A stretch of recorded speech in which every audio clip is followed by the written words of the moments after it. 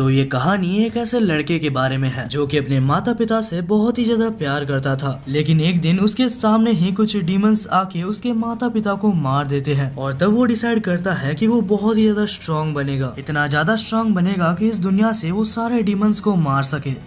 Anime के शुरुआत में हमें बताया जाता है कि बहुत टाइम पहले मॉन्स्टर्स और ह्यूमंस के बीच में एक बहुत ही खतरनाक लड़ाई हुई थी और जब वो लड़ाई खत्म होती है तो ह्यूमंस अपने जान बचाने के लिए एक खुद का शहर बना लेते हैं। वहीं पे दूर कहीं हमें एक सिटी दिखाया जाता है जहाँ पर उस सिटी की प्रिंसेस जिसका नाम सैली था वो उस सिटी के रॉयल गार्ड से बचकर भाग रही होती है, क्योंकि उसका सपना है कि वो कभी न कभी इस सिटी से बाहर निकल के बाकी दुनिया देखे। लेकिन सैली के पेरेंट्स नहीं चाहते कि वो यहाँ से बाहर निकले, क्योंकि इस सिटी के बाहर काफी ज्यादा खतरनाक मॉन्स्टर्स मौजूद हैं। वहीं पर हमें दिखाया जाता है कि सैली भागते हुए एक सिटीजन से टकराती है और ये कोई और नहीं हमारा मेन कैरेक्टर है और इसका नाम मीको है।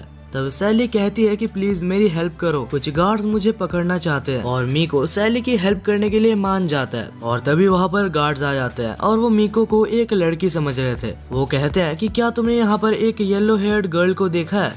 मीको कहता है कि मैंने किसी को भी नहीं देखा और तब मीको उन सोल्जर्स को एक रॉन्ग डायरेक्शन बता देता है जिस वजह से वो लोग वहाँ से चले जाते हैं। गार्ड्स के जाने के बाद सैली बाहर आती है और कहती है कि तुम्हारा बहुत बहुत शुक्रिया और तब वो कहती है कि इस एहसान को चुकाने के लिए तुम मेरे साथ चलो, तुम्हें भूख तो जरूर लगी होगी। और इसके बाद हम दोनों को ही किंगडम के पैलेस में देखते हैं जहाँ वो लोग खाना खा रहे होते हैं, जहाँ सैली मीको को कहती है कि मैं एक एडवेंचरर बनना चाहती हूँ ताकि मैं इस पूरे वर्ल्ड को एक्सप्लोर कर पाऊँ। क्या तुम्हारे पास कोई स्टोरीज है, क्योंकि तुम भी तो एक एडवेंचरर हो ना? मीको कहता है कि तुम्हें जैसा लगता है बाहर की दुनिया उससे काफी ज्यादा खराब है और जहाँ तक मैंने इस सिटी को एक्सप्लोर किया है इस सिटी में काफी कम मॉन्स्टर्स हैं। बाहर के लोग ऐसी सिटी में जीने के लिए कुछ भी देने के लिए तैयार है, तो आखिर तुम इस सिटी से भागना क्यों चाहती हो? तब सैली कहती है कि मैं बचपन से इसी सिटी में रही हूँ और मैंने आज तक बाहर की दुनिया नहीं देखी। और क्योंकि बात करते करते काफी ज्यादा लेट हो चुका था तो सैली सोने के लिए चली जाती है।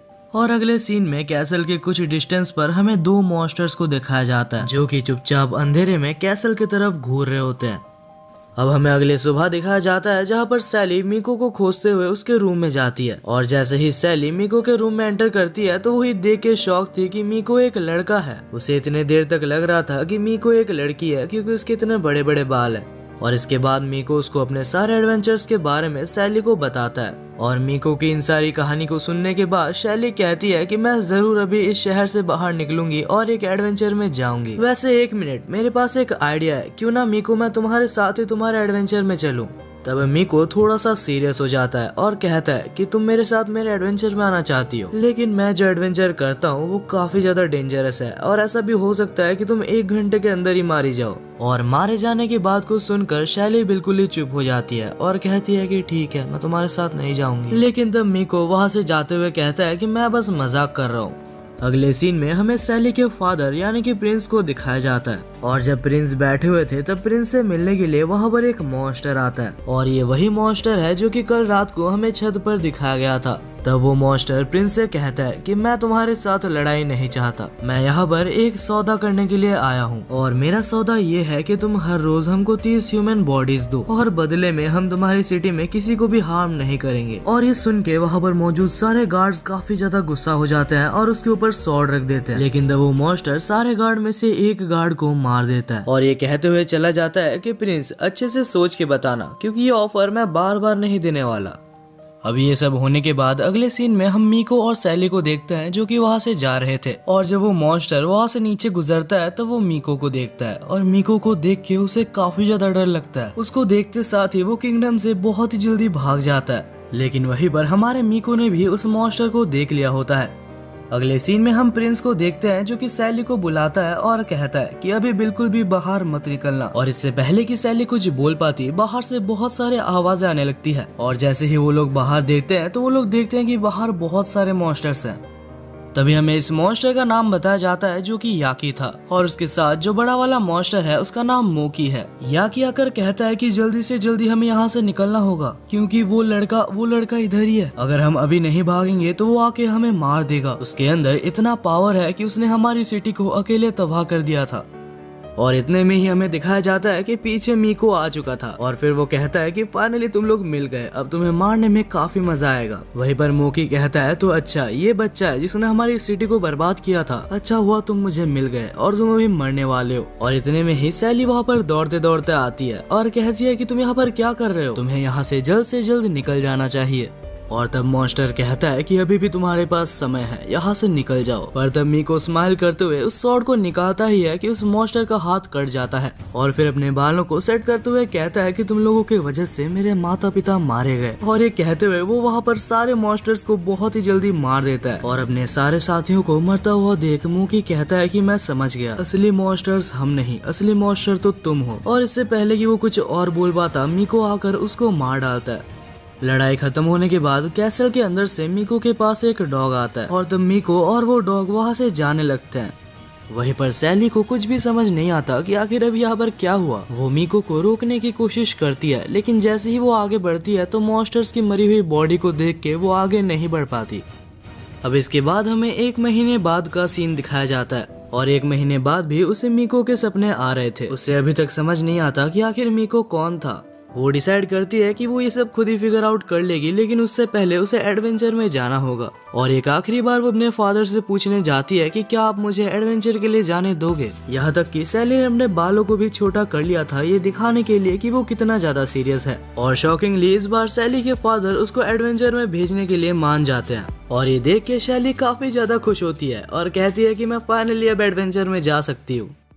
अगले ही सीन में हम सैली को देखते हैं जो कि फाइनली एडवेंचर में निकल चुकी थी और जैसे ही वो शहर को पार करके जंगल के अंदर आती है तब वो अपने सामने एक अजीब सा क्रिएचर देखती है। सैली उसको इग्नोर करके वहाँ से जा रही थी लेकिन तभी उसके अंदर से कुछ आवाज आने लगती है। तब उसे ना चाहते हुए भी वहाँ पर रुकना पड़ता है। कुछ ही देर में वो अजीब सा जानवर उठ जाता है और वो रैबिट जैसा लग रहा था। तब शैली उसे एक कैरेट देती है जिस वजह से वो उसे थैंक्स कहती है। एक बोलता हुआ रैबिट देख के वो भी काफी ज्यादा हैरान थी और इसके बाद वो एक ड्राइंग बनाती है जो कि मीको का था लेकिन वो मीको जैसा लग नहीं रहा था। उस ड्राइंग को देखने के बाद वो रैबिट कहता है मुझे माफ करना, मैंने ऐसे किसी को भी यहाँ पर नहीं देखा। और इसके बाद सैली कहती है कि मैं एक एडवेंचर पर निकली हूँ, बनी क्या तुम मेरे साथ आना चाहोगे? ऐसा भी हो सकता है कि आगे हमें कुछ खतरों का सामना भी करना पड़े। और तब बनी सैली के साथ जाने के लिए हाँ कह देता है।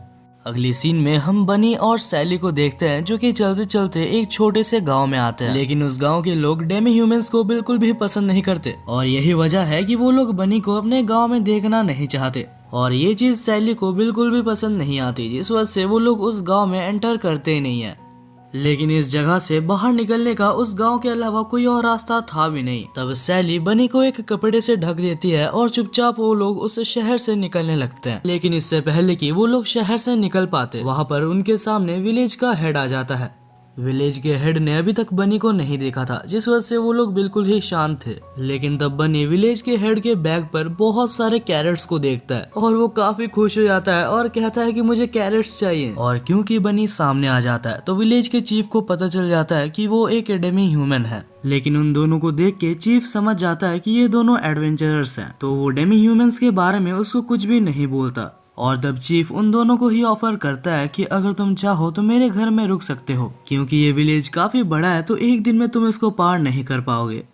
उसी रात हम दोनों को ही चीफ के घर में देखते हैं जहाँ पर बनी को अपना रूम दिखाने के बाद चीफ सैली को उसका रूम दिखाने के लिए उसके साथ जा रहा होता है। और तब वो सैली को कहता है कि बहुत सालों पहले की बात है, इस विलेज के ऊपर मॉन्स्टर्स का हमला हो गया था और इस विलेज के काउंटलेस लोगों को मॉन्स्टर्स ने मार दिया था। लेकिन तब कहीं से एक लंबे बालों वाला लड़का आता है। वो एक एडवेंचरर था जो कि काफी ज्यादा स्ट्रॉन्ग था और वो हमारे विलेज को बचा लेता है। और उसके बारे में सुन के सैली को पता लग जाता है कि ये और कोई नहीं मीको है। तब वो कहती है तो क्या आपको पता है कि वो एडवेंचरर अभी कहाँ पर गया है? तब चीफ कहता है कि मुझे इसके बारे में कुछ भी नहीं पता, मैं तो उसको थैंक्स तक नहीं कह पाया। वो यहाँ के सारे मॉन्स्टर्स को मारने के बाद चुपचाप यहाँ से निकल गया था और यही वजह है कि मैं सारे एडवेंचरर्स की बहुत ही ज्यादा रेस्पेक्ट करता हूँ। तब सैली पूछती है कि आखिर आप लोग डेमी ह्यूमन से इतना ज्यादा नफरत क्यों करते हो? तब चीफ कहता है कि डेमी ह्यूमंस भी एक तरह के डीमंस होते हैं, हालांकि वो लोग अच्छे दिखने के नाटक करते हैं लेकिन अंदर से उनका मन कभी भी अच्छा नहीं होता। इस टॉपिक पर सैली और ज्यादा बात नहीं करती और उस रात वहाँ पर ही सो जाती है।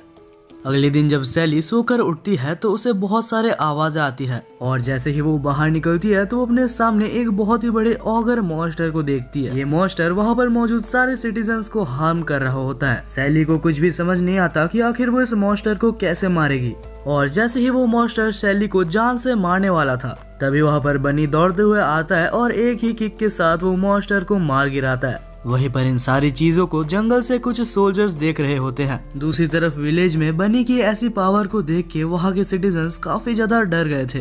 तब विलेज चीफ सामने आता है और कहता है कि मुझे माफ करना, मैं जितनी हेल्प कर सकता था मैंने कर दी, लेकिन तुम दोनों अभी यहाँ से चले जाओ। तब बनी दौड़ते हुए चीफ के सामने जाता है और उसके सामने जाके कहता है कि आपका बहुत बहुत शुक्रिया, आपने कल रात हमारी काफी ज्यादा मदद की थी। और ये देख के वहाँ के सिटीजन्स भी काफी ज्यादा हैरान थे और इसके बाद ही सैली और बनी वहाँ से जाने लगते हैं। लेकिन तब इनके सामने कुछ सोल्जर्स आ जाते हैं जो कि कुछ देर पहले हमें दिखाए गए थे और बिना किसी रीजन के इन दोनों को वहाँ पर अरेस्ट कर लिया जाता है।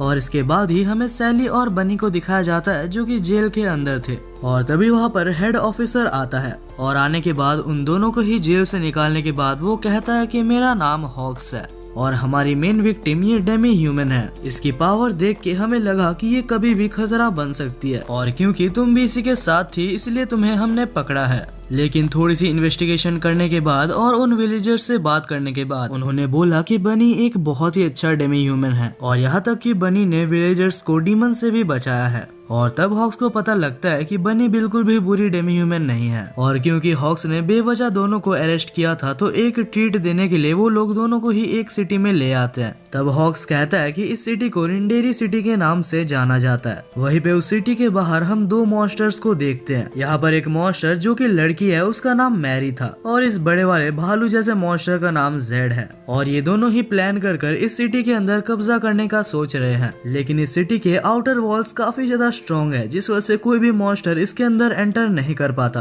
तब मैरी अपने फुल पावर का यूज करते हुए एक आइस का सेक्रीफाइस कर देती है जिससे कि सिटी के आउटर वॉल में एक बहुत ही बड़ा होल हो जाता है। हालांकि इतना ज्यादा माना यूज करने की वजह से मैरी का साइज छोटा हो जाता है। तब जेड कहता है कि बाकी का मैं संभाल लूंगा, तुम इतने कम माना के साथ फाइटिंग नहीं कर सकती। ये कहकर जेड वहाँ पर मौजूद सारे सिक्योरिटी गार्ड्स को मार देता है और जैसे ही वो अंदर जाता है तो सामने उसे सैली दिखती है। नहीं पता क्यों लेकिन सैली अपने कंट्रोल पे नहीं थी, ऐसा लग रहा था कि किसी ने उसको हिप्नोटाइज कर दिया है। और तब सैली जेड की तरफ बढ़ रही होती है लेकिन तब बनी आता है और जेड को दूर हटा देता है और कहता है कि जल्द से जल्द यहाँ से निकल जाओ, मुझे नहीं लगता कि मैं इसे ज्यादा देर तक होल्ड बैक कर पाऊंगा। और तभी सैली अचानक से होश में आ जाती है और हॉक्स उसको ले जाता है। दूसरी तरफ बनी अपने पूरे स्ट्रेंथ से लड़ रही होती है लेकिन फिर भी वो उसको हरा नहीं पाती। बहुत कोशिश करने के बाद भी जेड उसको पकड़ लेता है। बनी के हमलों का उसके ऊपर कोई भी असर नहीं हो रहा था और देख के ऐसा लग रहा था कि बनी काफी जल्दी मरने वाली है। तब बनी एक आखिरी कोशिश करती है लेकिन इसका भी कोई फायदा नहीं होता और तब जेड बनी को सैली के सामने फेंक देता है। तब सैली बनी को प्रोटेक्ट करने के लिए उसके सामने आ जाती है और कहती है कि मैं तुम्हें इसे मारने नहीं दे सकती। तब जेड हंसता है और कहता है कि आखिर तुम दोनों मेरा क्या ही बिगाड़ सकते हो। अचानक से सैली को अपने अंदर कुछ बहुत ही ज्यादा अजीब सा महसूस होने लगता है। उसकी आंखें बिल्कुल वैसे ही ग्लो कर रही थी जैसे कि मीको की करती है और देखते ही देखते सैली ने उस मॉन्स्टर का एक हाथ काट दिया था। और तब हम सैली को देखते हैं जिसका बिहेवियर पूरी तरीके से चेंज हो चुका था। वहीं पर अगले सीन में हम एक पेड़ के नीचे मरी को देखते हैं जो कि सोच रही होती है कि आखिर जेड को इतना टाइम क्यों लग रहा है। और तब फाइनली हम अपने मेन कैरेक्टर मीको को देखते हैं जो कि मैरी के बिल्कुल ही पीछे था और कहता है अभी अभी अंदर से जो आवाज आई क्या वो तुम्हारी दोस्त की है। तब मैरी मीको को देखती है लेकिन उसे कुछ समझ नहीं आता आखिर कैसे मीको उसके पीछे आ गया और उसे पता तक नहीं चला। और इसके बाद मैरी बिना कुछ सोचे उसके ऊपर हमला कर देती है। ये हमला वाकई में काफी ज्यादा पावरफुल था जिससे कि वो पेड़ कट जाता है लेकिन इस हमले से मीको को कुछ भी नहीं होता। और तब मीको कहता है कि अच्छा होगा अगर तुम लड़ने की कोशिश ना करो। वहीं पर दूसरी तरफ हम जेड को देखते हैं जो कि काफी जोर जोर से हंस रहा था और कहता है कि फाइनली मुझे इतने दिनों बाद कोई ऐसा मिला जो कि मुझसे लड़ सकता है। ये कहकर जेड शैली की तरफ एक बहुत ही खतरनाक हमला करता है लेकिन जेड ये देख के चौंक जाता है कि शैली ने उसके अटैक को आराम से रोक लिया था। वहीं पर दूसरी तरफ हम मीको को देखते हैं जो कि मैरी के साथ बैठा होता है। तब मैरी पूछती है कि क्या तुम वही ट्रेवलर हो जो कि सारे मॉन्स्टर्स को शहर शहर जाके मार रहा है। तब मीको कहता है कि तुम्हें अगर मेरे बारे में पता ही है तो मैं तुम्हें एक क्वेश्चन करना चाहता हूँ। क्या मैं पूछ सकता हूँ कि आखिर तुम और तुम्हारे दोस्त इस शहर के लोगों को क्यों मारना चाहते हैं? तब मैरी कहती है कि इन सब के पीछे बस एक ही रीजन है। इंसानों ने लड़ने के बाद अपना अपना किंगडम बना लिया और चैन से रहते हैं, लेकिन उन्होंने कभी भी हम जैसे मॉन्स्टर्स यानी कि ऑगर्स के बारे में नहीं सोचा। हम इंसानों के ऊपर हमला बस इसलिए करते हैं क्योंकि हमारे पास रहने की जगह तक नहीं है। और अब ये सब बातें मीको को बताते हुए उसकी माना पूरी तरीके से रिस्टोर हो चुकी थी और मैरी अभी पूरी तरीके से अपने ओल्ड फॉर्म में वापस आ चुकी थी। और तब वो अपने माना को रिलीज करते हुए कहती है कि मुझे माफ कर देना, लेकिन तुम मॉन्स्टर्स के लिए एक खतरा हो और हमारी भलाई के लिए हमें तुम्हें यहीं पर मारना होगा। तब मीको कहता है कि तो तुम मुझे मारना चाहती हो। मुझे लगा था कि पहली बार मुझे कोई अच्छा मॉन्स्टर मिला है, लेकिन कोई बात नहीं, अगर तुम मुझे मारना ही चाहती हो तो ट्राई करके देख लो। वहीं पर दूसरी तरफ जेड ने भी ये सेम स्टोरी सैली को भी बताई थी और तब जेड अपना सबसे ज्यादा स्ट्रॉन्गेस्ट हमला यूज करता है, ये कहकर कि तुम्हें मारना काफी ज्यादा इम्पोर्टेंट है। वो हमला इतना ज्यादा स्ट्रॉन्ग था कि वो बिल्कुल कैसल को तोड़ते हुए बाहर आता है और वो हमला इतना ज्यादा पावरफुल था कि मैरी का ध्यान भटक जाता है और टाइम देखकर मीको उसके ऊपर हमला कर देता है, हालांकि वो बस उसकी परछाई थी। तब मैरी कहती है कि तुम मेरे पीछे पड़े हो, लेकिन क्या तुम अपने दोस्तों को नहीं बचाना? मुझे नहीं लगता कि जेड से वो लोग ऐसे ही जीत पाएंगे। तब मीको कहता है कि मैं कोई हीरो नहीं हूँ कि मैं सबको बचाते फिरूं। इस दुनिया में मेरा बस एक ही गोल है और वो है कि सारे डीमन ऑगर्स को मारना। और ये कहने के बाद मीको एक मैजिक करता है जिससे कि मैरी के सारे ऑगर आइज डिस्ट्रॉय हो जाते हैं। वहीं पर दूसरी तरफ सैली जेड को हरा देती है, हालांकि उसको हराने के बाद वो बेहोश हो जाती है, लेकिन सैली ने बनी को प्रोटेक्ट कर लिया था। दूसरी तरफ मैरी कहती है कि अगर मैंने अपने सबसे ज्यादा स्ट्रॉन्गेस्ट हमले को यूज किया तो तुम मारे जाओगे। तब मीको कहता है कि अच्छा ऐसी बात है। तब मीको कहता है कि मैं तुम्हें एक चांस देता हूँ, तुम एक बार अपना हमला करो और मैं यहाँ से नहीं हिलूंगा। और तब मैरी अपना सबसे ज्यादा स्ट्रॉन्गेस्ट हमला करती है। ये वही हमला है जो कि उसने सबसे पहले किया था और उसे लगा था कि इससे मीको मारा जाएगा, लेकिन मीको को एक खरोच तक नहीं आती और इस हमले को यूज करके मैरी की पूरी माना खत्म हो चुकी थी और उसे पता था कि वो अभी यहाँ पर मरने वाली है। मीको उसके पास जाता है, तब मैरी पूछती है कि आखिर तुम्हारा नाम क्या है? तब मीको उसको अपना नाम बताता है और उसकी ऑगर आई को डिस्ट्रॉय कर देता है। नहीं पता क्यों, लेकिन मीको उसको जान से नहीं मारता।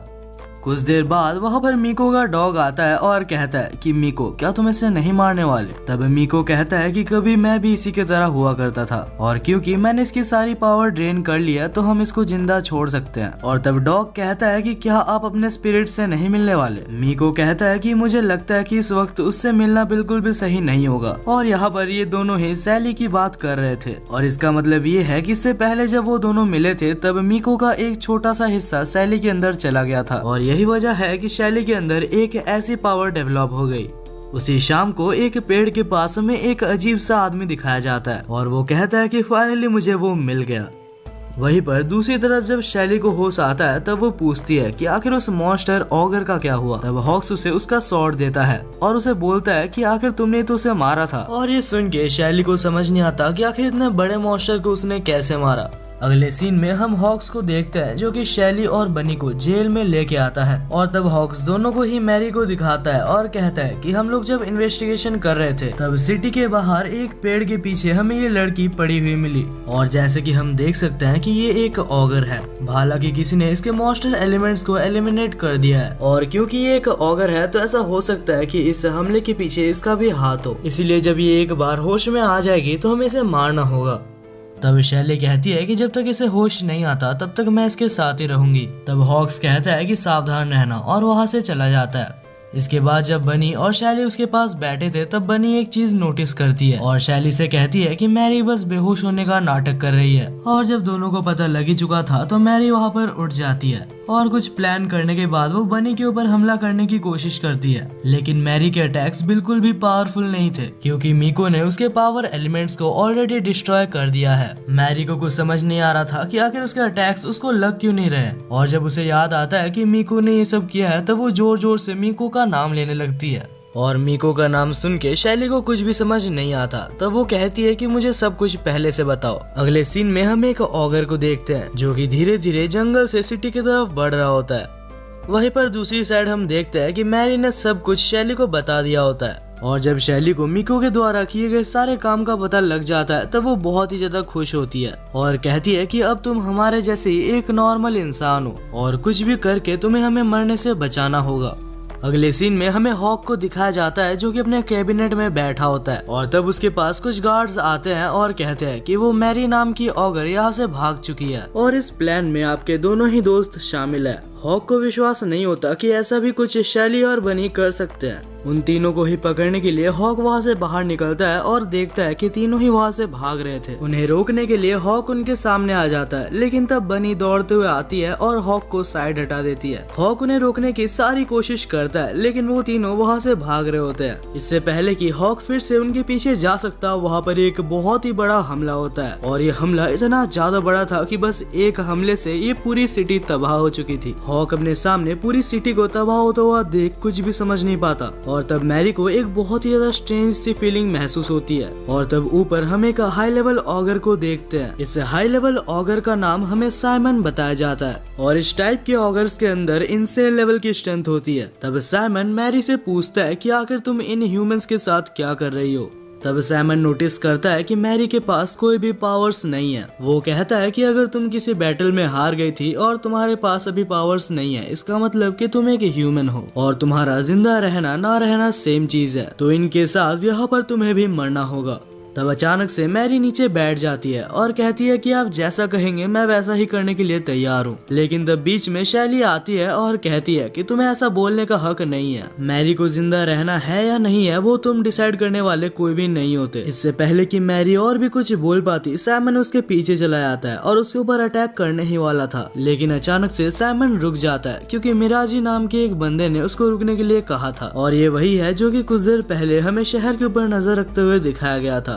और तब वो साइमन को कमांड करता है कि तुम शैली के ऊपर हाथ नहीं उठाओगे और वो साइमन को वहाँ से वापस बुला लेता है। ये सब होने के बाद कुछ ही देर में सुबह हो जाती है और तब शैली हॉक्स के पास जाती है जो कि अभी तक वैसे ही बैठा हुआ था। शैली उसे होश में लाती है और कहती है कि अब ये शहर बर्बाद हो चुका है तो हमें फिर से स्टार्ट करना होगा। तब हॉक्स होश में आता है और कहता है तुम सही कह रही हो, हमें सबसे पहले एक ऐसी जगह खोजनी होगी जहाँ की हम रह सकते हैं। तब मैरी कहती है कि यहाँ से थोड़े ही दूर पे एक शहर है और वो शहर काफी बड़ा है तो हमें वहाँ पर रहने की जगह मिल सकती है।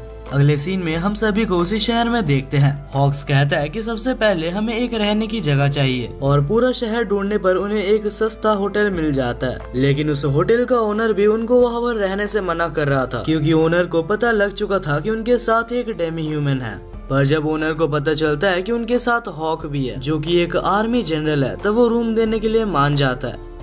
और अब फाइनली इतने मेहनत के बाद उनको एक होटल पे एक सस्ता रूम मिल चुका था। रूम में आने के बाद शैली बाहर से कुछ खाना लाने के लिए जाती है।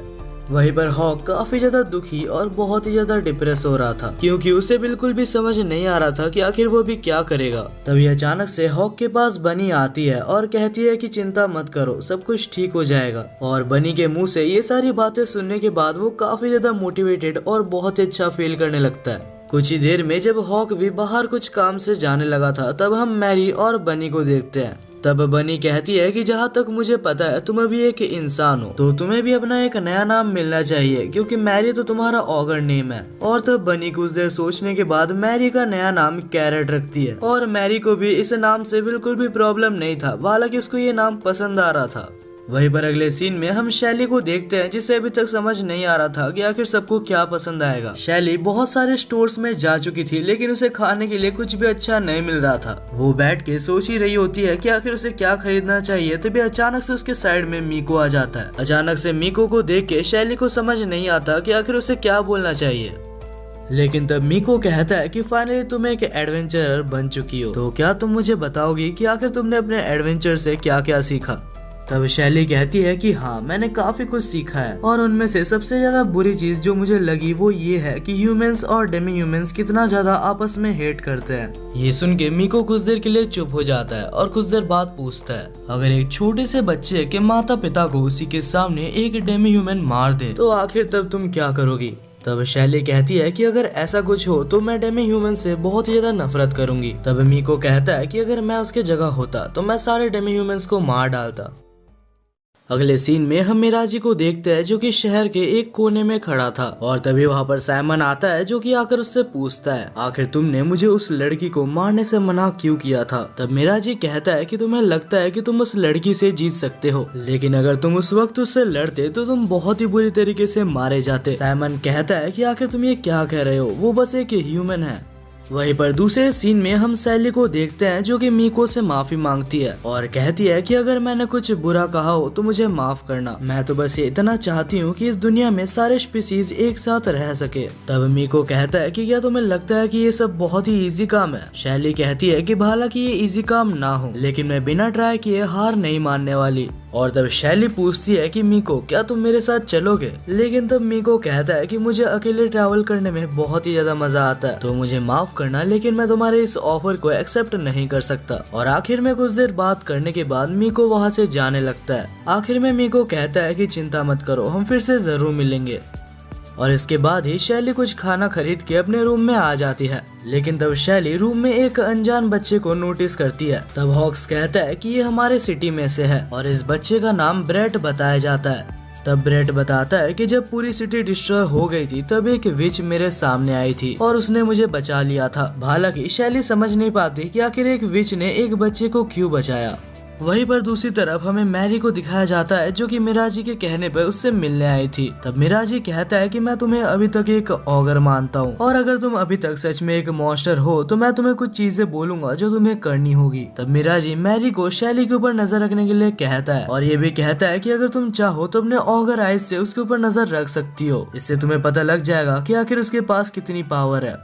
अगले सीन में हम देखते हैं कि सभी लोग उस जगह पर आ चुके थे जहाँ पर ब्रेट ने उस विच को देखा था। उस जगह पर एक बहुत ही बड़ा पेड़ होता है जिसके अंदर विच का घर होता है। जब वो लोग उस घर के अंदर आते हैं तो पहले उनको कोई भी नहीं दिखता, लेकिन कुछ देर बाद हमें उस विच को दिखाया जाता है जिसका नाम वीनी था। तब शैली उसके पास जाती है और कहती है कि तुमने उस बच्चे को बचाया था और क्योंकि तुम एक विच हो तो तुम्हें बहुत सारे मैजिक्स आते होंगे। और तब शैली विच से रिक्वेस्ट करने लगती है कि वो भी उसे कुछ मैजिक सिखा दे, लेकिन तब वीनी कहती है कि मैं तुम्हें मैजिक सिखाऊंगी, लेकिन इसके 1 लाख रुपए लगेंगे। और तब शैली हॉक्स के पास रिक्वेस्ट करने लगती है कि वो उसे कुछ पैसे उधार दे दे, लेकिन हॉक्स कहता है कि मेरे पास इतने पैसे नहीं है। और तब हॉक्स शैली से कहता है कि मैं तुम्हें मैजिक करना तो नहीं, लेकिन स्वॉर्ड चलाना जरूर सिखा सकता हूँ। वहीं पर अगले सीन में हम हॉक को देखते हैं जो कि शैली को स्वॉर्ड चलाना सिखा रहा होता है और वहीं पर मैरी शैली के ऊपर नजर रख के बैठी हुई थी। और तब मैरी अपने ऑगर आइज की मदद से शैली के पावर को देखने की कोशिश करती है। हालांकि जब वो शैली को देखती है तो उसे एक बहुत ही ज्यादा व्हाइट लाइट दिखाई देती है और इसका मतलब ये है कि शैली एक नॉर्मल पर्सन से काफी ज्यादा स्ट्रॉन्ग है। अब हॉक और शैली को ट्रेनिंग करते करते शाम हो चुकी थी और क्योंकि वो लोग अभी एक जंगल में थे तो उन्हें समझ नहीं आता कि आखिर वो लोग रात को कहाँ पे रुकेंगे। और तभी वहाँ पर विच आती है और कहती है कि अगर तुम चाहो तो मेरी जगह पे रुक सकते हो और अगर तुम पैसे नहीं देना चाहते तो बस रूम को साफ कर देना। वहीं पर अगले सीन में हम बनी को देखते हैं जो कि विच के पास आती है और हमें पता चलता है कि बनी और विच पहले के पुराने दोस्त हैं, जहां विच ने बनी के लिए एक हैमर टाइप का वेपन बनाया था। तब बनी उस वेपन के लिए विच को शुक्रिया अदा करती है और फिर वो कहती है कि अगर हो सके तो शैली को मैजिक जरूर सिखाना। और क्योंकि वो दोनों ही पुराने दोस्त है तो विच इस काम के लिए मान जाती है। हालांकि वो बोलती है कि मैं ये काम फ्री में नहीं कर रही, तुम जब इसके बाद मुझसे मिलोगी तो मैं तुमसे बहुत सारे पैसे लेने वाली हूँ। अब अगली सुबह विनी ने सबको बाहर बुलाया होता है और जब शैली को पता चलता है कि विनी उसको मैजिक सिखाने वाली है तब शैली काफी ज्यादा खुश होती है और विनी का शुक्रिया अदा करने लगती है। पर तब विनी कहती है कि रुक जाओ, इतना खुश मत हो, कोई भी मैजिक सीखने से पहले मैं तुम्हारे पोटेंशियल को देखना चाहती हूँ। और तब विनी शैली को बनी के साथ लड़ने के लिए कहती है, लेकिन शैली बनी के साथ लड़ने से मना कर देती है। तब विनी कहती है कि अगर तुम्हें मैजिक सीखना है तो जो मैं बोल रही हूँ तुम्हें वो करना ही होगा। दूसरी तरफ मैरी जब ये सब सुनती है तो उसे अंदाजा हो जाता है कहीं ना कहीं विनी को भी पता है कि शैली कोई नॉर्मल पर्सन नहीं है।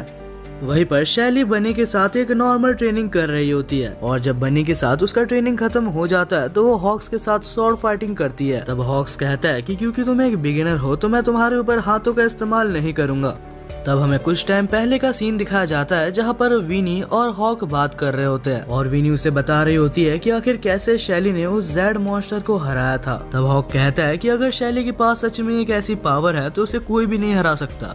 वहीं पर प्रेजेंट में हम देखते हैं कि शैली बहुत ही बुरी तरीके से हार चुकी थी और शैली कहती है कि तुमने कहा था कि तुम हाथ का यूज नहीं करोगे। तब हॉक कहता है कि हाँ, मैंने हाथ का यूज नहीं किया, मैंने तुम्हें पैर से हराया है। इसी टॉपिक पे जब वो लोग झगड़ रहे होते हैं तब विनी उनको देख के बहुत ही खुश होती है, क्योंकि विनी हॉक के अंदर उसके ग्रैंडफादर को देख रही होती है। उसे याद आता है कि कैसे वो पहले हॉक के ग्रैंडफादर के साथ ट्रेनिंग किया करती थी। और तभी विनी देखती है कि उसके पास एल्फ क्लैन के लीडर और विजार्ड क्लैन के लीडर आते हैं। वो दोनों यहाँ पर इसलिए आए थे ताकि विनी के किए गए मैजिक कास्ट को वो लोग जंगल से हटा सके। तब विनी पूछती है कि आखिर तुम्हें मैजिक बैरियर को क्यों हटाना है। तब वो दोनों कहते हैं कि हम अपने क्लैन को शिफ्ट कर रहे हैं और रिसेंटली वहाँ पर एक बहुत ही बड़ा मॉन्स्टर देखने के लिए मिला है और यहाँ से जाने से पहले हम उस मॉन्स्टर को मारना चाहते हैं। अब इसके अगले दिन हमें दिखाया जाता है कि विनी ने फॉरेस्ट के ऊपर से अपना बैरियर को हटा दिया था और इस मॉन्स्टर ऑगर को हराने के लिए उन्होंने एक प्लान बनाया होता है और प्लान के हिसाब से लिजर्ड क्लैन पहले फॉरेस्ट के अंदर जाएंगे और उस मॉन्स्टर को शहर की तरफ बढ़ने से रोकने का उनका काम है।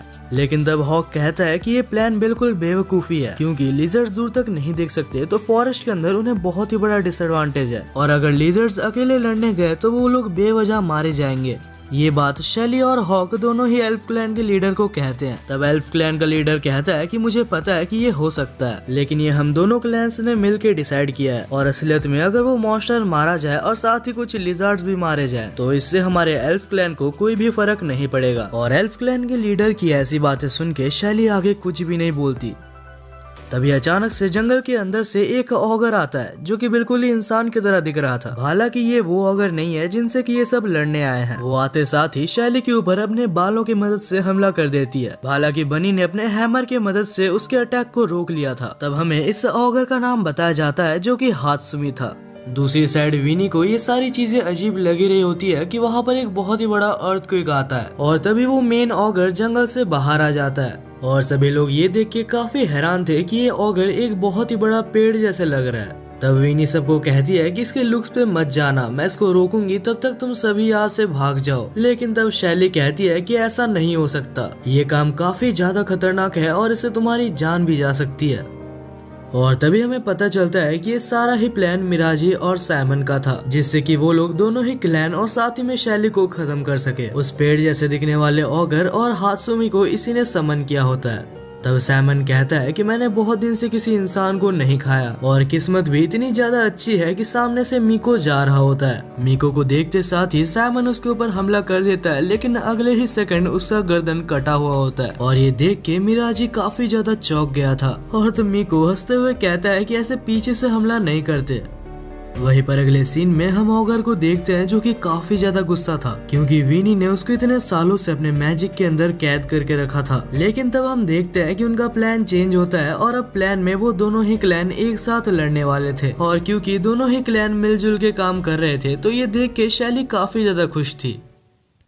और तभी हमें इस मेन ऑगर का नाम बताया जाता है जो कि यूकी है। यूकी तब हंसता है और कहता है तुम्हें लगता है कि तुम लोग एक साथ काम कर सकते हो। लिजर्ड क्लैन और एल्फ क्लैन की लड़ाई सदियों से चलती आ रही है और अचानक से कोई भी इतनी बड़ी लड़ाई को खत्म नहीं कर सकता। और ये कहते हुए यूकी ने शैली को पकड़ लिया होता है। यूकी जैसे ही शैली को मारने वाला था तब बनी उसे बचाने के लिए आगे बढ़ती है, पर तब हात्सुमी बनी के सामने आ जाती है और कहती है कि तुम उसे हमेशा नहीं बचा सकती। और ये कहकर हात्सुमी बनी के ऊपर हमला कर देती है और अपने ही दोस्त के ऊपर हमला होता हुआ देख शैली की आईज फिर से ग्लो करने लगती है। यूकी को समझ नहीं आता कि आखिर शैली के अंदर अचानक से इतनी ज्यादा स्ट्रेंथ कैसे आ रही है। कुछ ही देर में शैली यूकी के रूट्स को तोड़ते हुए वहाँ से बाहर निकल जाती है। तब यूकी कहता है कि तुम काफी ज्यादा पावरफुल हो और हमारे ऑगर क्लैन को तुमसे बहुत ही बड़ा खतरा है, तो अगर तुम सच में ये चाहती हो कि हम सब मिलजुल के रह सके तो तुम्हें यहाँ पर मरना होगा। हालांकि शैली उसके बातों को पूरी तरीके से इग्नोर कर देती है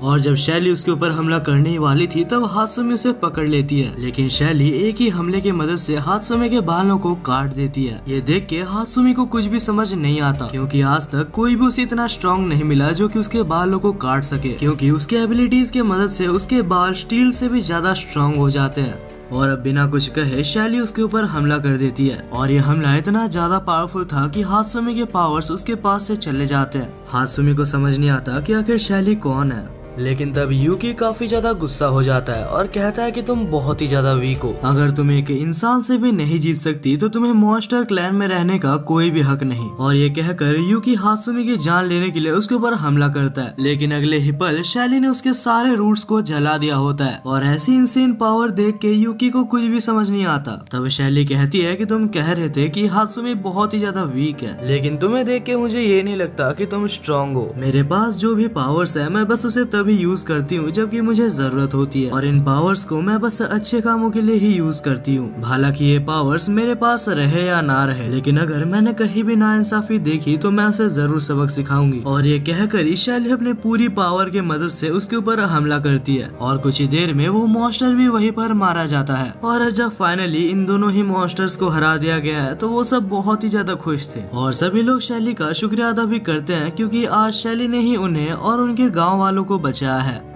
और तब हॉक नोटिस करता है कि हात्सुमी यहाँ पर नहीं है। वहीं पर हम हात्सुमी को देखते हैं जो कि अपनी जान बचा के जंगल के अंदर भाग चुकी थी। हालांकि उसे देख के ये नहीं लग रहा था कि वो बिल्कुल भी सही हालत में है। तब उसी रात हम मैरी को देखते हैं जो कि सारी इन्फॉर्मेशन मिराजी की तरफ भेजने के लिए अपने ऑगर आइज का इस्तेमाल करती है, लेकिन इन्फॉर्मेशन देने से पहले मैरी उसको सवाल कर रही थी कि आखिर तुमने मुझे शैली के ऊपर नजर रखने के लिए क्यों कहा था। और मैरी का ये सवाल सुन के मिराजी बहुत ही ज्यादा गुस्सा हो जाता है। मिराजी को ऐसा लगता है कि वो एक बहुत ही ज्यादा हाई पोस्ट में है और मैरी के जैसे एक लो लेवल ऑगर उससे सवाल करने के लायक नहीं है।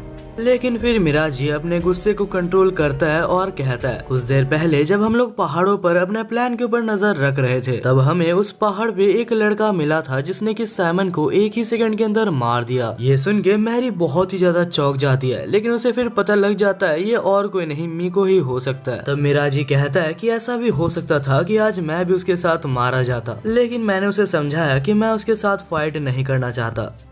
अब इसके बाद ही हमें अगले सुबह दिखाया जाता है जहाँ शैली नींद से उठती है और जब वो विनी के घर जाती है तब वो हॉक को एल्फ और लिजर्ड क्लैन के लीडर के साथ बैठा हुआ बात करते हुए देखती है। और तब हॉक कहता है कि शैली तुम्हारे लिए एक गुड न्यूज है, एल्फ और लिजर्ड क्लैन के लीडर अभी दोस्त बन चुके हैं और वो लोग एक साथ काम करने के बारे में बात कर रहे हैं। और ये सुन के शैली बहुत ज्यादा खुश हो जाती है क्योंकि उसका ड्रीम यही था कि सब एक साथ काम करे। हालांकि ये खुशी ज्यादा देर तक नहीं थी क्योंकि इसी वक्त शैली को अभी विनी के घर से निकलना होगा, क्योंकि शैली को रियलाइज हो चुका था कि वो जहाँ भी जा रही है उसके पीछे बहुत सारे ऑगर्स उसका पीछा कर रहे हैं और प्रोबेबली वो लोग यही जानना चाहते हैं कि आखिर शैली के पास इतना स्ट्रेंथ कहाँ से आ रहा है।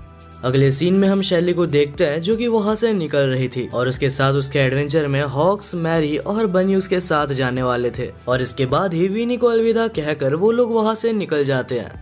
उसी रात एक जगह पर हमें एक लेडी दिखाई जाती है जो कि सड़क पर अकेले जा रही थी और अचानक से उसे कुछ महसूस होता है और जैसे ही वो पीछे देखती है तो उसके पीछे एक बहुत ही खतरनाक ऑगर था और अगले ही पल वो लेडी नीचे गिरी हुई थी। वहीं पर अगले सुबह हमें शैली और बाकी सभी को दिखाया जाता है जो कि एडवेंचर करते हुए उसी टाउन में पहुंच चुके थे। रास्ते में हॉक्स को एक गार्ड मिलता है जो कि उसे पहचान लेता है और तब वो हॉक को वार्निंग देता है कि तुम जिस सिटी में जा रहे हो अभी अभी वहाँ पर एक वैम्पायर देखने के लिए मिला है जो कि सुंदर लड़कियों को टारगेट बना के उन्हें मार रहा है। ये सुन के शैली कहती है कि हमें वहाँ पर नहीं जाना चाहिए। तब हॉक कहता है कि तुम्हें कोई भी खतरा नहीं है क्योंकि वो वैम्पायर सुंदर लड़कियों को टारगेट बना रहा है, तो जहाँ तक मुझे लगता है तुम पूरी तरीके से सेफ हो। और क्योंकि हॉक ने इतना ज्यादा हिम्मत दिखाया था तो उसे मार तो खाना ही था। अगले सीन में हम देखते हैं कि सारे लोग उस शहर में पहुंच चुके होते हैं और बिल्कुल पहले की तरह शहर के लोग उनको इग्नोर कर रहे होते हैं क्योंकि इस शहर में भी डेमी ह्यूमंस किसी को भी पसंद नहीं है।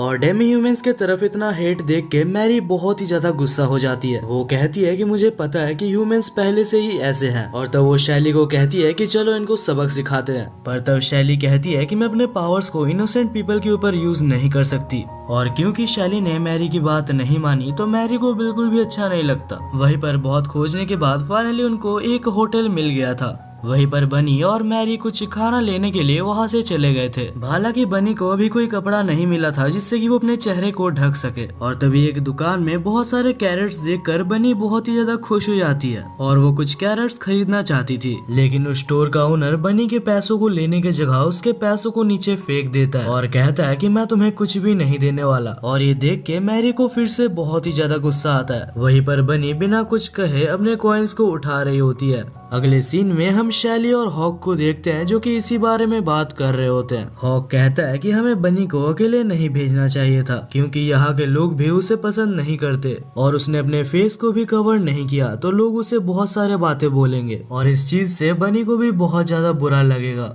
वहीं पर हम देखते हैं कि शाम होने वाली थी और बनी और मैरी एक जगह पर बैठे होते हैं। बहुत ही मुश्किल से एक दूसरी दुकान से बनी ने एक गाजर खरीदा था। तब मैरी बोलती है कि हमें उन्हें सबक सिखाना चाहिए था और तब वो पूछती है कि आखिर तुम्हें बुरा क्यों नहीं लगता जब लोग तुम्हारे बारे में बहुत ही बुरी बातें करते हैं, हालांकि तुमने कुछ भी नहीं किया। तब बनी कहती है कि शैली से मिलने से पहले मुझे भी बहुत ही ज्यादा बुरा लगता था, लेकिन इस वक्त लोग मेरे बारे में क्या कहते हैं मुझे उससे कोई भी फर्क नहीं पड़ता क्योंकि मुझे जब से शैली मिली है मेरी जिंदगी पूरी तरीके से बदल गई है और शैली चाहती है कि सारे ह्यूमंस, मॉन्स्टर्स और डेमी ह्यूमंस एक साथ रह सके और इसीलिए मैं भी कभी ह्यूमंस को हार्म नहीं करूंगी। बनी की ऐसे बातों को सुनकर मैरी को और भी ज्यादा गुस्सा आ जाता है और तब मैरी वहाँ से जाने लगती है और वहाँ से जाते वक्त मैरी कुछ लोगों को सुनती है जो कि बनी के बारे में बुरा भला कह रहे होते हैं और तब मैरी को याद आता है कि इस शहर में एक वैम्पायर भी घूम रहा है। तब मैरी अपने ऑगर आइज की मदद से उस वैम्पायर के लोकेशन को एक्सेस करती है। कुछ ही देर में मैरी उसके पास पहुंच जाती है और उससे कहती है तुम्हारे प्लान को अंजाम देने में मैं तुम्हारी हेल्प करूंगी, लेकिन उसके बदले में तुम्हें मेरा एक काम करना होगा। और तब वो बनी के बारे में उसे सारी चीजें कह देता है और मैरी ने शैली के बारे में भी उसको कहा था। शैली के बारे में सुनकर ऑगर वैम्पायर कहता है अगर सच में शैली जैसा कोई जिंदा है तो हमें सबसे पहले उसे मारना चाहिए। पर तब मैरी कहती है कि नहीं, तुम उसे नहीं मारोगे। तब वैम्पायर कहता है कि अगर आज हमने उसे नहीं मारा तो कल वो हमें मार देगी और धीरे धीरे वैम्पायर मैरी को शैली को मारने के लिए भी मना लेता है। लेकिन तभी हमें पता चलता है कि ये सारी ही बातें बनी पीछे से सुन रही होती है, लेकिन फिर भी बनी ऐसा नाटक करती है कि उसने कुछ भी नहीं सुना और तब वो मैरी को कहती है कि चलो रात हो गई है और हमें वापस जाना चाहिए।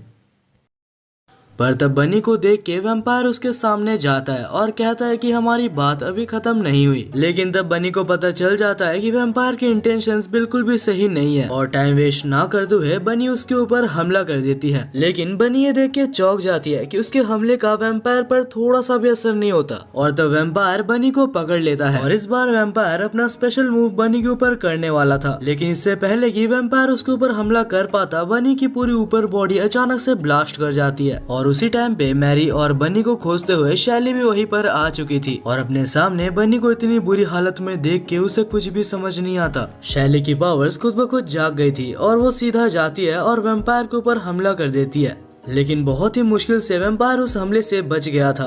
तब वैम्पायर ने अपने पूरी स्ट्रेंथ का यूज कर मैरी को एक जगह पर रोक दिया था और तब वो शैली को बाइट करने ही वाला था कि पीछे से मैरी उसके ऊपर हमला कर देती है, जिससे कि शैली आजाद हो जाती है।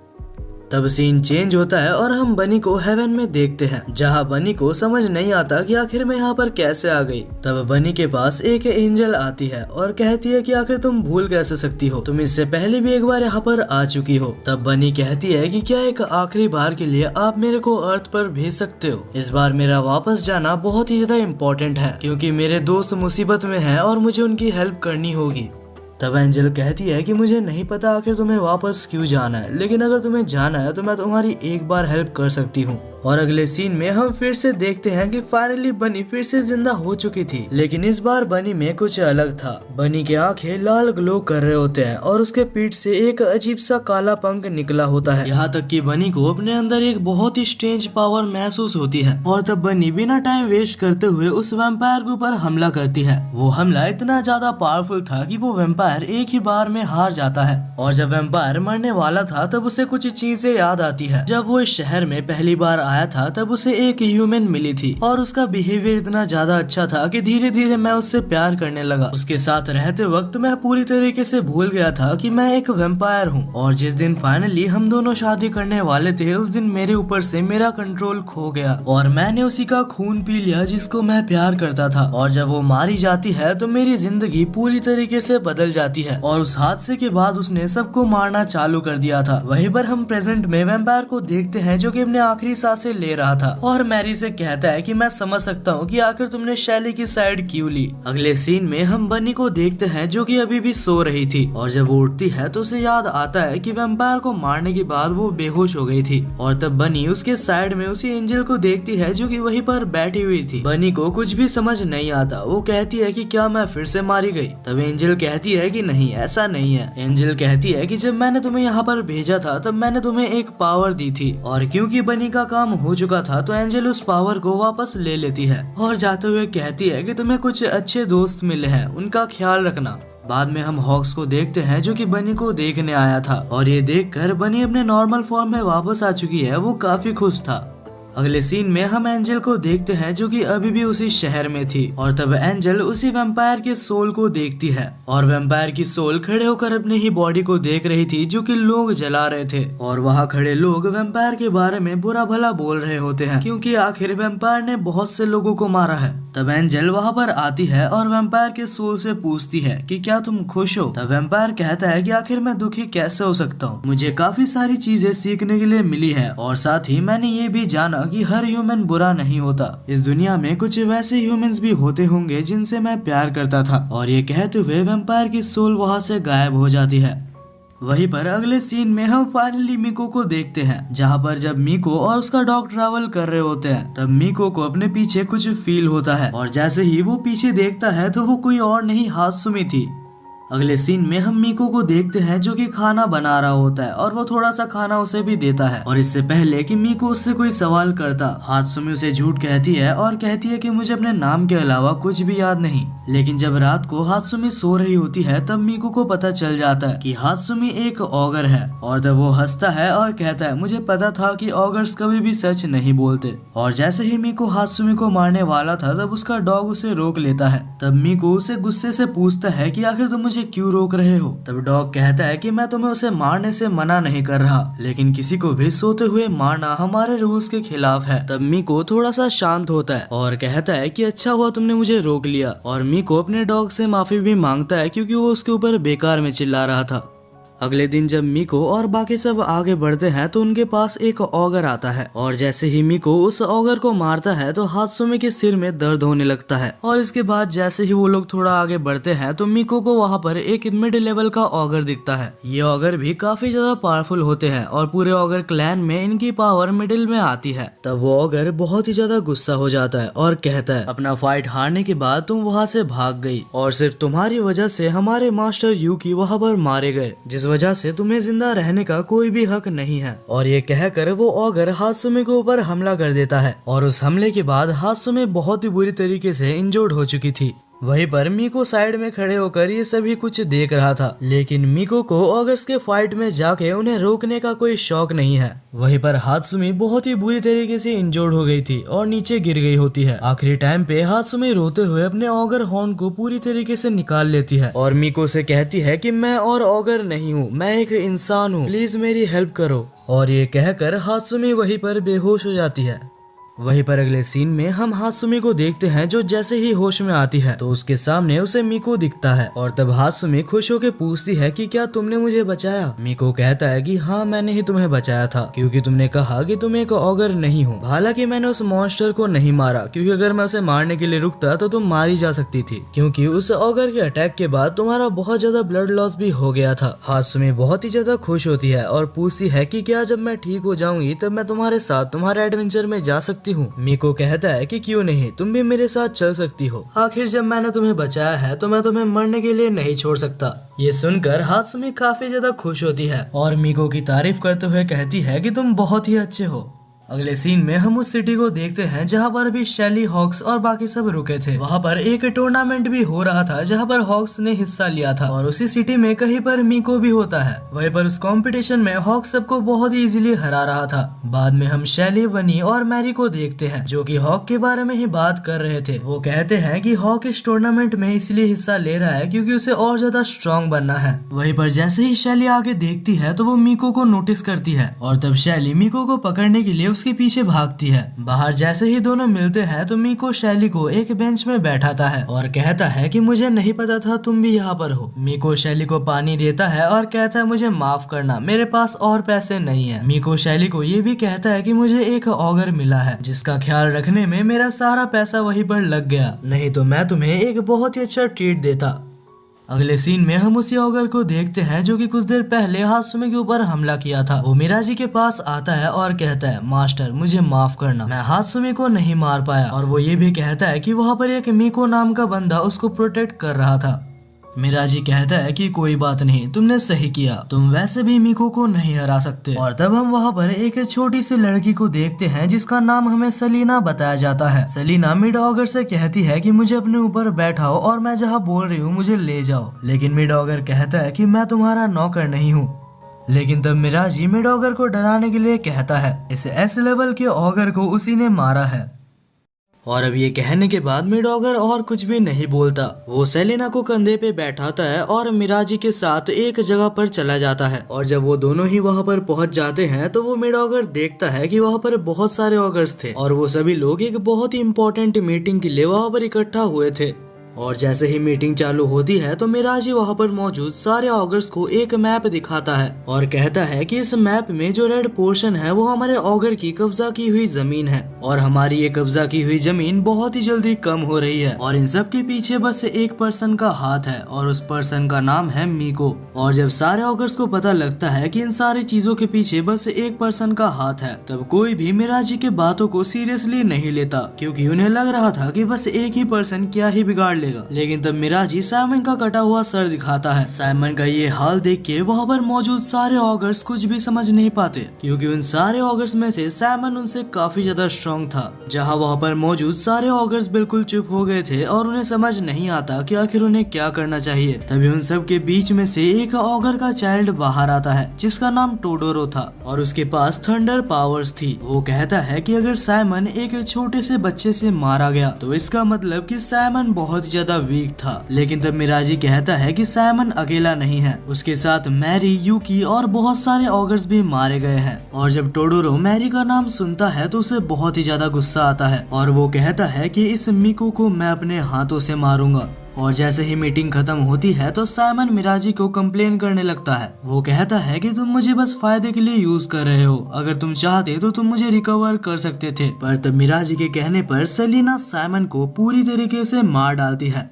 और इसके बाद सेलिना मिराजी को कहती है कि कुछ ह्यूमंस और ऑगर्स दोस्त भी हो सकते हैं। मिराजी इस बात से एग्री करता है क्योंकि उसे वैम्पायर के बारे में पता था। अब इसके बाद हमें अगला दिन दिखाया जाता है जहाँ पर हॉक्स को अचानक से सेलिना मिलती है। तब सेलिना हॉक्स से कहती है कि मेरे को अपने ऊपर बैठाओ, मैं एक पर्सन जिसका नाम मिराजी है उसे ढूंढ रही हूँ। लेकिन हॉक्स सेलिना को नहीं जानता जिस वजह से वो सेलिना को मना कर देता है। लेकिन हॉक्स कहता है कि अगर तुम चाहो तो मैं तुम्हारे दोस्त मिराजी को खोजने में तुम्हारी मदद कर सकता हूँ। अब जब वो लोग बात करके जा ही रहे होते हैं तब सेलिना को हॉक का बिहेवियर काफी ज्यादा पसंद आता है और सेलिना काफी खुश होकर कहती है कि क्या हम दोस्त बन सकते हैं। पर तब हॉक सेलिना को समझाता है कि दोस्त ऐसे नहीं बनते, दोस्त बनने के लिए एक दूसरे को अच्छे से समझना जरूरी है। और ये कहते वक्त हॉक ने सेलिना को पकड़ा होता है और तब हॉक को एक बहुत ही ज्यादा डार्क एनर्जी महसूस होती है। इससे पहले कि हॉक कुछ भी पूछ पाता वहाँ पर मिराजी आ जाता है और तब मिराजी हॉक को पहचान लेता है और उसे ये पता होता है कि हॉक ने अभी भी टूर्नामेंट में पार्टिसिपेट किया है। तब मिराजी उसे उस टूर्नामेंट में जीतने के लिए बधाई देता है और तब मिराजी सेलिना को भी कहता है कि अपने नए दोस्त को बधाई दो और तब सेलिना भी उसे कांग्रेचुलेशंस कहती है। हालांकि हॉक को कोई भी अंदाजा नहीं था कि अभी अभी उसकी किससे दोस्ती हुई है। हमें बताया जाता है कि सेलिना वो ऑगर है जो कि सारे मास्क ऑगर्स को कंट्रोल करती है और उसके अंदर साइमन भी आता था।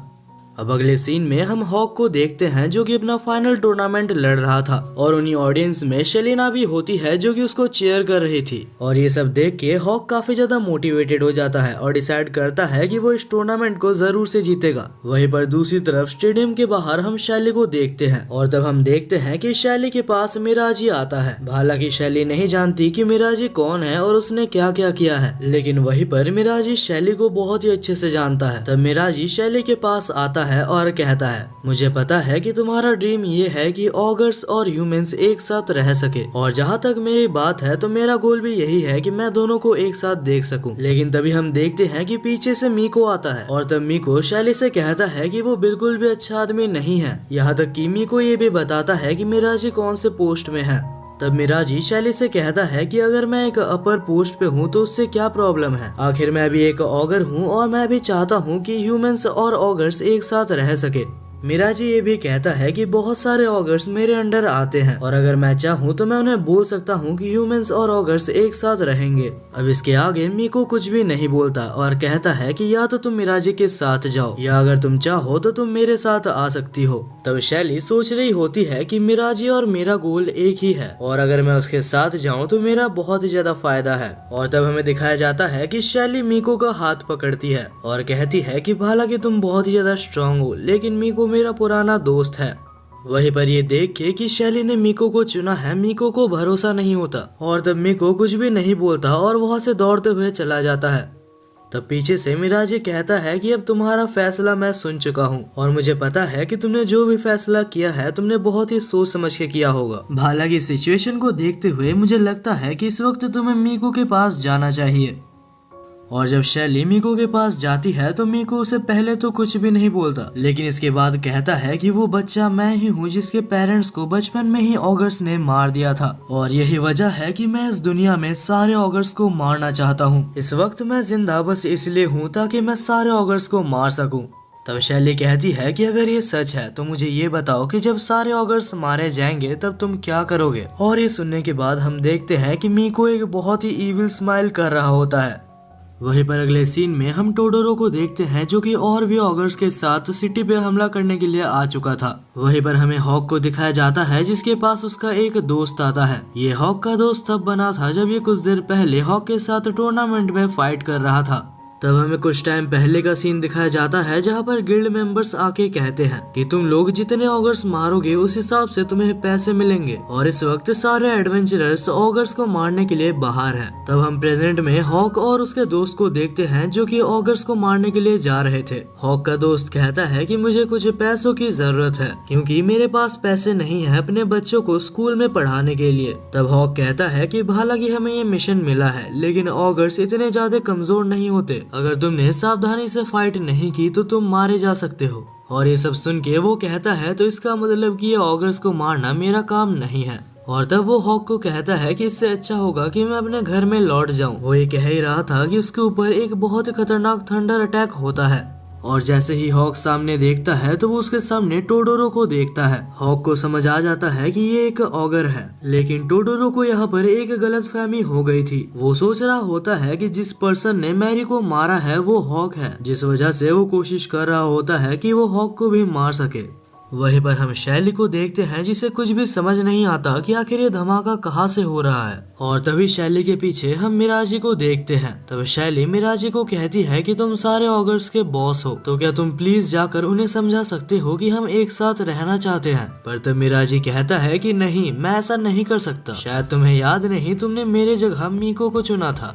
वहीं पर अगले सीन में हम हॉक को देखते हैं जो कि अभी भी टोडोरो से लड़ रहा होता है और हॉक बहुत ही मुश्किल से टोडोरो के सेकंड हमले को ब्लॉक करने में कामयाब होता है। लेकिन तब हम हॉक को देखते हैं जो कि कुछ सोचता है और एक पतले से गली में भाग जाता है। टोडोरो को लगता है कि हॉक उससे बच के भाग रहा है और जैसे ही टोडोरो उसका पीछा करता है तो अचानक से हॉक बाहर निकलता है और उसको मार के उसे बेहोश कर देता है और कहता है कि आखिर ये स्ट्रांग है लेकिन है तो एक बच्चा ही। वहीं पर हम मीको को भी देखते हैं जिसके सामने एक ऑगर का बच्चा था। तब मीको स्वॉर्ड निकाल के उस बच्चे को मारने ही वाला था, लेकिन अचानक से मीको बेहोश हो जाता है। उसी शहर पे कहीं पर हम मैरी और बनी को देखते हैं जो कि शैली को खोज रहे होते हैं। वहीं पर मिराजी शैली से बोलता है कि अगर तुम्हें इस शहर को बचाना है तो तुम्हें अपने पावर्स का यूज करना चाहिए।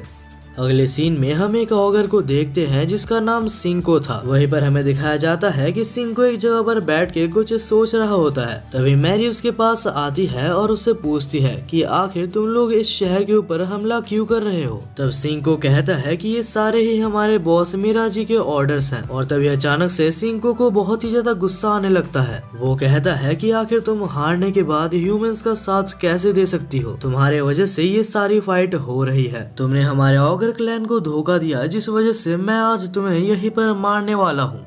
वहीं पर अगले सीन में हम टोडोरो को देखते हैं जिसे फिर से होश आ चुका था और इस वक्त वो बहुत ही ज्यादा गुस्सा होता है। वो कहता है कि मुझे पता था कि ह्यूमंस ऐसे ही होते हैं और यही वजह है कि इस सिटी में रहने वाले सारे ह्यूमंस को अभी मैं मारने वाला हूँ। वहीं पर दूसरी तरफ शैली को समझ नहीं आता कि आखिर उसके पावर्स एक्टिवेट क्यों नहीं हो रहे। तब शैली मिराजी के ऊपर हमला करती है ताकि वो अपने पावर्स को एक्टिवेट कर सके, लेकिन इतना कुछ करने के बाद भी शैली के पावर्स एक्टिवेट नहीं होते।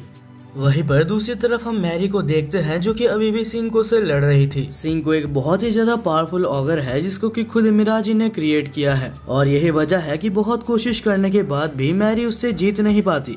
वहीं पर दूसरी तरफ हम हॉक को देखते हैं जो कि अभी भी टोडोरो से लड़ रहा था और टोडोरो की इस इंसेन स्ट्रेंथ को देख के वो समझ गया था कि आज वो यहीं पर मारा जाएगा, लेकिन उसके बाद भी हॉक बिल्कुल भी दुखी नहीं था। वो कहता है कि जिंदगी में मुझे सबसे अच्छा जो भी मिल सकता था मुझे मिला है, कुछ ऐसे दोस्त मिले हैं जिनके ऊपर मैं भरोसा कर सकता हूँ। और तब टोडोरो अपना सबसे ज्यादा स्ट्रॉन्गेस्ट हमला हॉक के ऊपर करता है। हॉक को पूरी तरीके से पता था कि हमले से वो मारा जाएगा, लेकिन वो फिर भी मैदान से भागता नहीं है और जैसे ही वो हमला हॉक के ऊपर होने ही वाला था कि अचानक से सामने वीनी आ जाती है और वीनी ने उस अटैक को ब्लॉक कर दिया था। और इसके बाद वीनी काफी ज्यादा गुस्सा हो जाती है। वो कहती है कि अगर तुम अपने दोस्तों के लिए परवाह करते हो तो उनके लिए जियो। वहीं पर टोडोरो बहुत ही ज्यादा गुस्सा हो गया था और वो अभी वीनी के ऊपर अटैक करने वाला होता है, लेकिन तब वीनी कहती है कि तुम्हारे और हॉक की फाइट में मेरा कोई भी काम नहीं है, मैं बस यहाँ पर इसलिए आई हूँ ताकि मैं हॉक को एक वेपन दे सकूँ। और तब वीनी हॉक को एक स्टील का स्वॉर्ड देती है।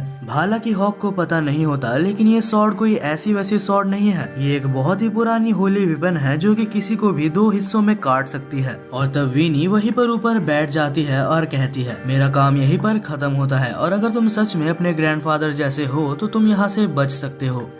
वहीं पर अगले सीन में हम बनी को एक ईगल ऑगर से लड़ता हुआ देखते हैं और क्योंकि वो ईगल ऑगर काफी ज्यादा पावरफुल था तो एंजल ने बनी को फिर से उसी पावर को दे दी थी और उस पावर की मदद से बनी एक ही सेकंड के अंदर उस मॉन्स्टर को मार डालता है। हालांकि इस पावर ने बनी की बहुत ही ज्यादा एनर्जी को कंज्यूम कर लिया था। तब बनी पूरे होश में नहीं होती है, लेकिन वो फिर भी अपने दोस्तों को हेल्प करने के लिए जा रही होती है। वहीं पर हम हॉक को देखते हैं जिसने की बस एक ही अटैक के साथ टोडोरो के अटैक को 2 हिस्से में काट दिया होता है और साथ ही साथ वो हमला इतना ज्यादा खतरनाक होता है कि उसने टोडोरो को भी बेहोश कर दिया था। अगले सीन में हम टोडोरो को हॉस्पिटल में देखते हैं और जैसे ही टोडोरो को होश आता है तो उसके सामने मैरी थी और मैरी को जिंदा देखकर टोडोरो को पहले तो कुछ भी समझ नहीं आता, लेकिन फिर टोडोरो बहुत ही खुश हो जाता है और रोने लगता है। अगले सीन में हम शैली, मैरी और साथ ही में टोडोरो को देखते हैं जो कि सब बाहर थे और जब टोडोरो वहां से जाने वाला था तब मैरी पूछती है कि क्या तुम हमारे टीम में आना चाहोगे, लेकिन टोडोरो मना कर देता है और कहता है कि मैं कभी भी ह्यूमंस का साथ नहीं दे सकता। अगले सीन में हम टोडोरो को देखते हैं जो कि जब वहां से चला जाता है तो वो मिराजी के पास जाता है और वो मिराजी से बहुत ही गुस्से से पूछता है कि आखिर तुमने मुझे झूठ क्यों बोला कि मैरी मारी गई है। तो मिराजी कहता है कि मुझे माफ करना, मैंने तुम्हें ह्यूमंस के ऊपर अटैक करने के लिए कहा। और ये कहकर मिराजी टोडोरो के ऊपर हमला कर देता है और वो हमला इतना ज्यादा खतरनाक था कि टोडोरो वहीं पर मारा जाता है। और अब उसे मारने के बाद मिराजी हंसता है और कहता है कि मैं कितना अच्छा हूँ, मैंने तुम्हें अपने दोस्तों के पास भेज दिया जहाँ पर तुम आराम से बैठ के नर्क में उनके साथ बात कर सकते हो। अगले सीन में हमें शैली और बाकी सभी को दिखाया जाता है जो कि अभी एक नई कंट्री की तरफ जा रहे थे। अब इसके बाद हमें बहुत सालों पहले का एक सीन दिखाया जाता है जहां पर हम हीको नाम के एक लड़के को देखते हैं और ये पास्ट की स्टोरी कहीं ना कहीं मीको के पावर से जुड़ी हुई है। हमें बताया जाता है कि हीको के पेरेंट्स ने उसे बचपन में ही छोड़ दिया था और जब हीको बड़ा हो जाता है तो अपने पेरेंट्स को ढूंढने के लिए एक एडवेंचर में निकलता है और जब वो एक एडवेंचर में जाता है तो उसे एक डॉग भी मिलता है जो कि उसका पीछा कर रहा था, क्योंकि कुछ टाइम पहले हीको ने उसे थोड़ा सा खाना दिया था। कुछ टाइम बाद हीको को पता चलता है कि वो डॉग बात कर सकता है और इससे पहले हीको ने किसी भी जानवर को बात करते हुए नहीं देखा और हीको ये चीज को देख के काफी ज्यादा शॉक था। हालांकि तभी उसके सामने उसे उसके ही गाँव पे एक बहुत ही बड़ा ऑगर देखने के लिए मिलता है और जब हीको वहाँ पर जाता है तो वो देखता है कि वो ऑगर वहाँ पर मौजूद सारे लोगों को मार रहा होता है। हीको उस ऑगर के सामने आ जाता है और उसे रोकने के लिए उससे लड़ने की कोशिश करता है, लेकिन हीको को लगता है कि वो इसे नहीं हरा पाएगा, जिस वजह से वो कांप रहा होता है। और जब वो ऑगर हीको के पास आके उसके ऊपर अटैक करता है तो हीको उसे एक ही हाथ से रोक लेता है। ये देखकर कि हीको की स्ट्रेंथ इतनी ज्यादा है कि वो एक ऑगर से मुकाबला कर सकता है, उसके अंदर फिर से जोश आ जाता है और तब हीको की आंखें वैसे ही ग्लो करने लगती है जैसे कि मीको की करती थी। हीको के अंदर भी बहुत ही ज्यादा इंसेन लेवल की स्ट्रेंथ आ जाती है और वो वहाँ पर मौजूद सारे ऑगर्स को मारने लगता है और इसके बाद धीरे धीरे हीको को सारे लोग जानने लगते हैं। अब इसके कुछ टाइम बाद हमें दिखाया जाता है कि हीको अपने डॉग के साथ एक एडवेंचर में निकलता है अपने पेरेंट्स को खोजने के लिए। हालांकि एडवेंचर करते करते वो काफी ज्यादा स्ट्रांग बन चुका था, यहाँ तक कि हीको को एक ऑगर का आइलैंड भी दिखता है जिसे वो पूरी तरीके से खत्म कर देता है। और अब इतना ज्यादा एडवेंचर्स करने के बाद और इतने सारे ऑगर्स को मारने के बाद उसके पेरेंट्स को खोजने की इच्छा पूरी तरीके से उसके अंदर मर चुकी थी। तब हीको डिसाइड करता है कि वो और एडवेंचर नहीं करेगा और वो एक गाँव में एक अपना घर ले लेता है जहाँ वो आराम से रहने लगता है। अब इसके बाद हीको आराम से अपनी जिंदगी काट रहा था कि अचानक से एक दिन हीको के पास एक ऑगर आता है और वो रोते हुए कहता है कि हीको प्लीज मेरे बच्चे को बचा लो। और तब वो ऑगर हीको को पूरी स्टोरी बताता है। वो बताता है कि कैसे मैं एक ऑगर हूँ और मुझे एक ह्यूमन लेडी से प्यार हो गया, लेकिन ये ऑगर अपने ऑगर इंटेंशंस को काबू नहीं कर पाता और ये ऑगर तब अपने ही वाइफ को मार के खा लेता है। और जब वहाँ के विलेजर्स को पता चलता है कि एक ऑगर ने ऐसा किया है तब वो इसके ऊपर बहुत ही ज्यादा गुस्सा हो जाते हैं। वो विलेजर्स इतने ज्यादा गुस्सा थे कि उस बच्चे को उन्होंने एक पेड़ से बांध दिया था और जैसे ही उस बच्चे को विलेजर्स मारने वाले थे तब हीको आके उसे बचा लेता है। हीको उनसे कहता है कि इसमें बच्चे की कोई भी गलती नहीं है, लेकिन वो विलेजर्स बहुत ही ज्यादा गुस्सा थे और वो हीको की बात नहीं सुनते। बहुत ही मुश्किल से हीको सबको कन्विंस करके उस बच्चे को अपने घर में ले जाता है और जैसे कि आप लोगों को पता चल ही गया है ये बच्चा और कोई नहीं मीको है। वहीं पर अगले सीन में हम दोनों को ही हीको के घर में बैठा हुआ देखते हैं जहां मीको को लगता है कि उसके वजह से उसके माता पिता मारे गए और इस सिचुएशन को देख के हीको कहता है कि नहीं, मैंने तुम्हारे माता पिता को मारा है और अगर तुम्हें गुस्सा आ रहा है तो तुम मुझे मार सकते हो। तब मीको भी बहुत ही ज्यादा गुस्सा हो जाता है और वही पड़े स्वॉर्ड से वो हीको के ऊपर हमला भी करता है, लेकिन तब हीको कहता है कि अगर तुम्हें मुझे मारना है और अपने माता पिता का रिवेंज लेना है तो तुम्हें बहुत ही ज्यादा स्ट्रांग बनना पड़ेगा और जब तक तुम स्ट्रांग नहीं बन जाते कि तुम मुझे मार पाओ तब तक मैं तुम्हें स्ट्रांग बनाने की जिम्मेदारी लेता हूँ। कुछ टाइम बाद जब मीको वहाँ पर नहीं था तब डॉग हीको से पूछता है, मुझे पता है कि तुमने उसके माता पिता को नहीं मारा, तो आखिर तुम मीको का साथ क्यों दे रहे हो और तुमने ये तक कहा कि तुम उसे स्ट्रांग बनाओगे ताकि वो तुम्हें मार पाए। तब हीको कहता है कि क्योंकि मैंने ऐसे कहा तो भी उसके पास एक गोल है, उसे स्ट्रांग बन के मुझे मारना है ताकि वो अपने माता पिता की मौत का बदला ले सके। और अगर मैं ऐसा ना कहता तो वो सिर्फ ये सोचता कि उसकी माता पिता की मौत उसके वजह से हुई है। हालांकि मीको उधर ही मौजूद होता है और वो चुपके से इन सारी बातों को सुन रहा होता है। अब अगली सुबह से ही हीको मीको को वो सारी ट्रेनिंग देता है जिससे कि वो स्ट्रांग बन सके और महीनों तक साथ रहने के बाद हीको और मीको बिल्कुल एक फैमिली की तरह बन गए थे। और क्योंकि इतना कुछ होने के बाद भी मीको ने कभी भी हीको को अपना असली नाम नहीं बताया था तो हीको भी उसे उसका असली नाम नहीं पूछता और उसका नाम मीको रखता है। वो दोनों ही अपनी लाइफ को खुशी खुशी जी रहे थे, लेकिन एक दिन अचानक से हमें कहीं दूर एक बहुत ही ज्यादा स्ट्रॉन्ग ऑगर को दिखाया जाता है। वहीं पर दूसरी सीन में हम हीको और मीको को देखते हैं जो कि एक पहाड़ पे बैठे थे और तब हीको कहता है कि अभी तुम पहले से बहुत ही ज्यादा स्ट्रांग हो और इस वक्त अगर तुम चाहो तो तुम एक एडवेंचर में जा सकते हो। लेकिन हीको को छोड़ के मीको कहीं भी नहीं जाना चाहता। मीको कहता है कि अगर आप भी मेरे साथ एक एडवेंचर में जाओगे तो मैं भी आपके साथ चलूंगा। अब इसके बाद हमें बहुत दिन बाद का सीन दिखाया जाता है जहाँ पर मीको कहीं काम से गया होता है और उसे एक बहुत ही ज्यादा बैड फीलिंग आ रही होती है जैसे कि उसे तब आया था जब उसके माता पिता को कुछ ऑगर्स ने मार दिया था। और जब फाइनली मीको वहाँ पर पहुँच जाता है जहाँ उनका घर हुआ करता था तब वो देखता है कि वो पूरा विलेज डिस्ट्रॉय हो चुका है और वहाँ पर हमें उसी ऑगर को भी दिखाया जाता है जो कि हमें कुछ दिन पहले दिखाया गया था। हालांकि वो इतना ज्यादा स्ट्रॉन्ग था कि वो हीको को भी मार डालता है, लेकिन मरने से पहले हीको हीको मीको को पास बुलाता है और कहता है मुझे माफ करना कि मैं तुम्हारे साथ तुम्हारे जर्नी पे नहीं जा सकता। और तब वो ये भी कहता है क्योंकि मैंने तुम्हें ये भी प्रॉमिस किया था कि जब तक तुम स्ट्रांग नहीं बन जाते मैं तुम्हारे साथ रहूंगा, तो मेरे जगह मेरा ये स्वॉर्ड तुम्हारे साथ रहेगा। और इसके बाद जब हीको मारा जाता है तो हीको के अंदर से एक रोशनी निकलती है जो कि सीधा ही मीको के अंदर चली जाती है। और इसके बाद से ही मीको इतना ज्यादा पावरफुल बन गया कि वो किसी को भी मार सकता है। तो वो हीको का स्वॉर्ड लेता है और जिस ऑगर ने उसे मारा था उसके पास जाके उसे एक ही सेकंड के अंदर मार डालता है। और वहीं से मीको की एडवेंचर भी चालू होती है। वहीं पर हम प्रेजेंट में देखते हैं जहाँ पर हात्सुमी मीको को उठाकर ले जा रही थी क्योंकि मीको कुछ देर पहले बेहोश हो गया था। और तभी हमें उस डॉग को भी दिखाया जाता है जो कि कुछ सोच रहा होता है। वो सोच रहा होता है कि मीको अभी पहले जैसा बिल्कुल भी नहीं है। मीको को अभी कुछ बहुत ही अच्छे दोस्त मिले हैं और शायद वो मीको को पहले जैसे करने में कामयाब रहे। और यार फाइनली इसके साथ ही ये एनिमे यहीं पर खत्म होता है। ये वीडियो इस एनिमे का सीजन 1 था और अगर इसका सीजन 2 आता है तो मैं आपके लिए उस वीडियो को जरूर से एक्सप्लेन करूंगा। बाकी इस वीडियो को बनाने में मुझे बहुत ही ज्यादा मेहनत लगी है, तो कमेंट बॉक्स आपके लिए खुला है। मुझे इतना सा जरूर से बता के जाना कि आउट ऑफ 10 आप इस एनिमे को कितना रेट करोगे। और जहाँ तक मेरी बात है तो मैं इस एनिमे को 8/10 की रेटिंग देता हूँ। और यार सच में मैं चाहता हूँ कि हमारे 50,000 की फैमिली बहुत ही जल्दी कंप्लीट हो जाए। तो अगर आप में से एक भी जन ने इस चैनल को सब्सक्राइब किया तो हम अपने गोल के बहुत ही ज्यादा करीब आ जाएंगे। और ये गारंटी मेरी है कि इस चैनल पे सबसे अच्छे एनिमेज आएंगे। तो तब तक के लिए मिलते हैं एक और नए वीडियो पर।